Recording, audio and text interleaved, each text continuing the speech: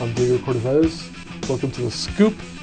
Today we continue with Matt Glantz, one of the best mixed game players in the world with tremendous success in the cash games, but also $4 million in tournament winnings, 2 final tables at the 50K event at the World Series.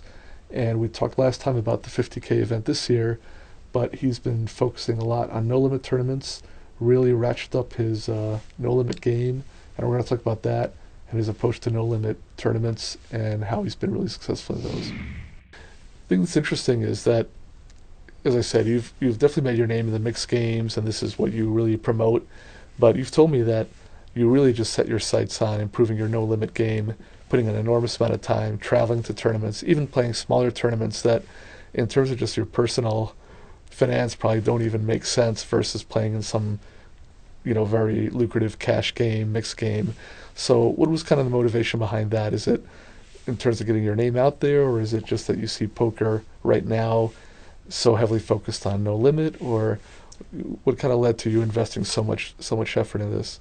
Well, I always knew that low limit tournaments were the forefront of poker, and that's where players make their names publicly, which really was never an important aspect for me. I just was trying to make money as I go along and take it year by year. But now I'm trying to look at it more of a long-term business plan, and to market yourself, to brand yourself, you have to be established in the no-limit tournaments. Mm-hmm. So I really never played no-limit tournaments other than on occasion before this year, when I would travel to tournaments to play the mixed games, and then I would play the no-limit, probably most of the $10,000 events when I was traveling, because all the guys from the mixed games would play the no-limit tournament, so there'd be no other game that day, so everyone's going to play the Easy tournament. decision in that case. I was never a big favorite in those events. I never had any delusions to that. That was my game. Mm-hmm. That was really the last game that I came to learn, and that's really been like this year. What motivated me was Daniel Negreanu put out a list of the top 10 and the bottom 10 I remember this on the World internet. Poker Tour. Like return on investment. Return on investment. Right. And I was the 9th worst, which was a surprise to me. I mean, it was a small sample size, and I had done very poorly in WPTs, and I had done very, very well in World Series events and non-WPTs at the time. So it was kind of like a small sample size, just WPTs. But it did motivate me, and I'm like, well, I don't want to be in the bottom. I don't want to be in the bottom 10. Labeled a loser. I don't want to be in that list. So it motivated me to get better at no limit. So that was the first thing, and then I'd never heard that. That's something. So that got me thinking about it. I was still concentrating on mixed games, and then this year in the 50K championship, Phil Helmuth, we were playing a no-limit round with maybe like 3 tables to go, and he, I think, 5x'd the cutoff in a no-limit round, where the antes were one half of the small blind. The ante structure was very big, and I shipped from the big blind maybe 23 blinds with the ace-6 suited or something like that,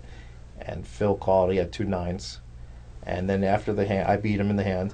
And after the hand, he cried. He's in his usual antics, and he's like, Matt, I respect your mixed games so much, but you just don't speak no limit hold'em. He was serious when he was saying it. Well, that's the thing. He's not even trying to be mean. No. The meanest are when they're being he's not being. We're friends. Helpful, right? But he's like, you just do not speak no limit hold'em. Yeah. So everybody at the table got a big laugh out of it, and so that really motivated me also. It's just like the Daniel thing. And I said, you know what? I just really got to learn no limit. Like this is going to be my focus now. So how do you go about that? So fortunately I have a lot of friends in poker, a lot of great poker playing friends, and one of them, for example, Alan Barry, was one of these no limit whiz kids, and we did a lot of talking about no limit hands. It wasn't like a coaching situation where I was paying him or where we were sitting down saying, let's spend an hour talking about no limit. But I would when we were in tournaments in the World Series in the summer, I would text him hands, and during the tournament, and he would tell me how I could have played it better or what his thoughts were. And he really, really got me to thinking in the no limit area in a way I've never thought about it before, away from thinking about it as a limit player and really thinking about the game correctly. And it only took maybe a month or two of really going back and forth in hands to really click for me. So fundamentally, you changed the way you played? I've always had poker instincts, and that's what got me behind in the limit tournaments before this year. But now I have the fundamentals, so I feel real confident at the table. It's a noticeable difference. I could see the way people are very timid playing against me. Top pros are timid against me now, where I don't think they were a year ago. Where I see that in a mixed game all the time, but I've never experienced that in a no-limit tournament where it's evident now, even when I'm playing in an Epic Poker League. Since the World Series, I've played now 5 big events, 2 10Ks and 3 20Ks, and I cashed in both the 20K Epics, and I cashed in both 10K WPTs I played, got deep in all of them. And you won a tournament at the... I won a deep stack tournament regatta. Yeah. Yeah, I saw the results where you've played like 12 tournaments and had like 5 high finishes, and these are big field tournaments for the most part. I'm going to guess I probably played 12 tournaments since the World Series and cashed in 8 and won 1. Yeah. So it's just a tremendous difference.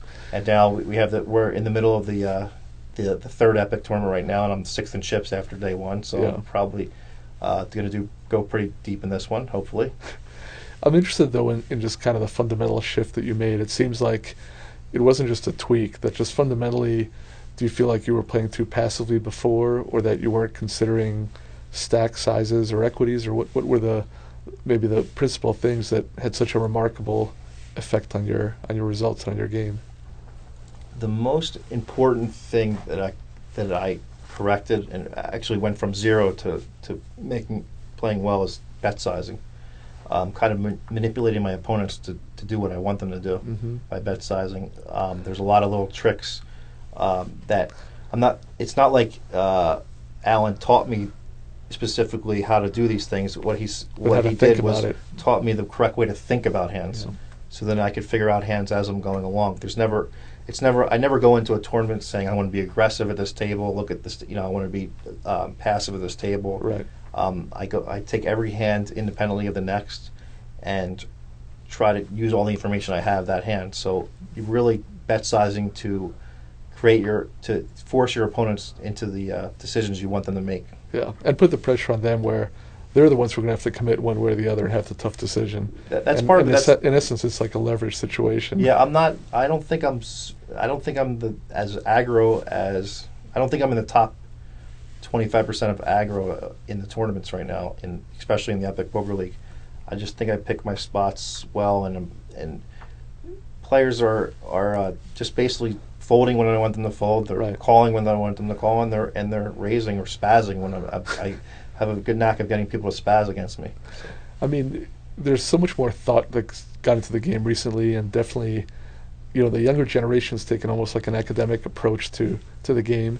In terms of bet sizing, it seems like one thing that almost didn't exist before was thinking about bet sizing in order to set up the proper bet sizes on later streets, where now guys are thinking, well, if I want to be able to bluff on the river, I better start thinking now in terms of how I'm controlling the pot or building the pot so that I have the right amount to bluff, or so that I prevent the other guy from being able to bluff, and these sort of things that people really didn't even think about. They just kind of play street by street. I want a big call here, or I'm going to try a big bluff here, instead of thinking, well, if it doesn't work, how am I setting myself up for the turn or for the river? And that's all true. That's the way I thought about it before this year. Everything's changed for me. It's like I felt like I was playing blinds before, and now I see everything in slow motion. It's become real easy that way.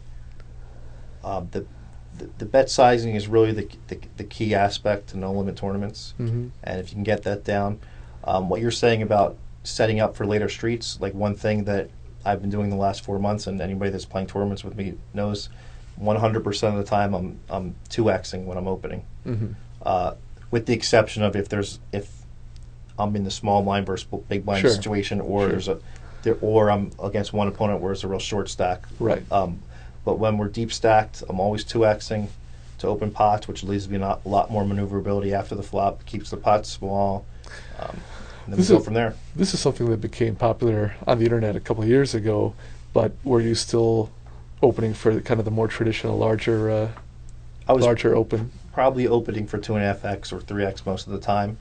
And just that small change from, let's say, 2.5 to 2 has made a big But I wouldn't impact. recommend it for everyone because the less adept you are at playing after the flop, the higher your raise amount should be. Yeah. So if you're much So I better should than raise like 6 times. That's what you're saying. if you feel like your opponents are better than you, then you should Yeah. raise at 4x or 5x. If you Right. feel like you have a better feel for the game than your opponents, then I think you should be 2xing. Thanks for joining us on The Scoop.